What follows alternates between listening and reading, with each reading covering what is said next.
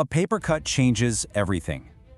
To really understand Bella's massive unraveling, we first have to look at her baseline tension. As her 18th birthday approaches, she isn't celebrating, she's terrified. Because Edward remains eternally 17, every passing sunrise brings Bella one step closer to being physically older than him. She literally wants time to stop. But, as we see at a birthday party, fate has a much more violent plan.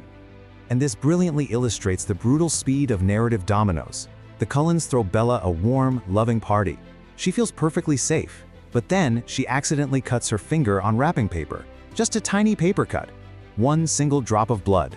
But that sweet scent instantly fills the room, and Jasper completely loses control, lunging right at her. Edward reacts faster than human eyes can even follow, throwing Bella out of danger, but she crashes into a glass table. Suddenly, there is shattered glass, screaming, and an overwhelming amount of blood. In a matter of seconds, complete chaos replaces absolute safety. The only way to protect Bella is to leave her. That horrifying moment leads to the ultimate rupture. Edward's face during the attack isn't just filled with horror because Bella is injured, it's because it suddenly hits him that she will never ever be truly safe around his family. He spends sleepless nights tortured by guilt, replaying that shattered glass in his mind. And he reaches a painful, agonizing conclusion. The only way to protect her is to leave her. He takes her deep into the forest, which used to be her safe space, and tells her a cruel lie. He tells her he doesn't want her anymore. He turns away from her pleading tears and walks into the darkness, completely shattering her world to save her life. Section 2. Numbness and complete isolation. When Edward disappears into that forest, the narrative shifts drastically. The pacing of the story slows down, way down, because Bella's world simply stops. She feels as though half of her soul was ripped away and taken with him. That really captures the absolute devastation of her reality. The bright spark that once lived inside her completely vanishes. She barely eats, she barely sleeps, she barely speaks. Her days are entirely empty, but her nights? They're even worse. Every single night she wakes up screaming from the exact same nightmare of Edward leaving her, again and again and again. Nothing fills the emptiness. She is entirely numb, trapped in a catatonic state of grief.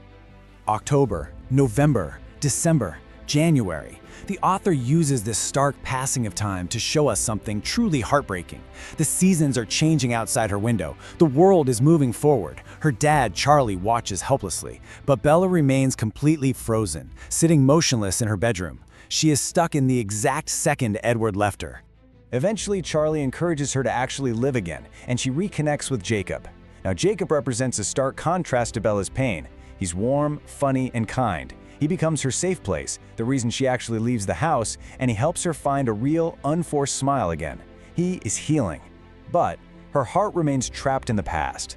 There's this dangerous underlying pull drawing her away from Jacob's safety and straight back toward the ghost of Edward. Section 3. Chasing ghosts through reckless danger. This brings us to the core psychological twist of the story. Bella discovers a loophole in her grief. And the second she finds it, the numb, catatonic girl we just saw vanishes, completely replaced by a manic, adrenaline-fueled energy that spirals rapidly out of control. Now, what's really interesting about this is the specific storytelling mechanic, the echo. Bella realizes that whenever she puts herself in actual, physical danger, she hears an auditory hallucination of Edward's voice. It's an echo.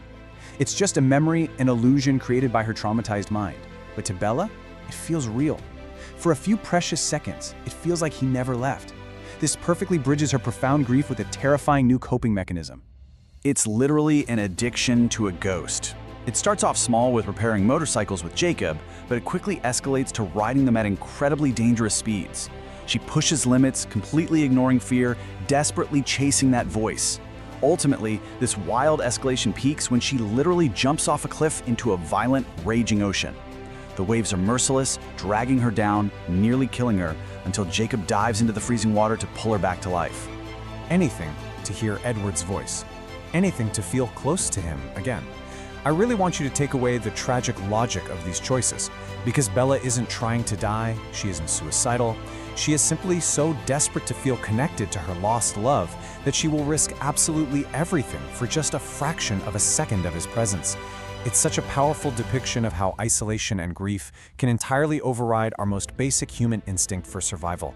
Section 4. The ultimate life-altering choice. Let's move to and see how this builds. Because Bella's reckless cliff diving stunt doesn't just put her own life at risk, it creates a terrible misunderstanding that triggers a literal international crisis in the supernatural world. See, Alice has a vision of Bella falling from the cliff, but her vision is incomplete. She actually believes Bella is dead. This incomplete information makes its way to Edward. Believing his world is now hopelessly empty, he makes a devastating decision. He travels to Italy to force the Volturi, the most powerful vampires in existence, to kill him. What follows is a frantic, breathless race against time. Bella and Alice rush across the world. Bella sprints desperately through a crowded Italian festival, her lungs literally burning, just in time to throw herself into Edward's arms right before he steps into the deadly sunlight. The Volturi ultimatum: become a vampire or die.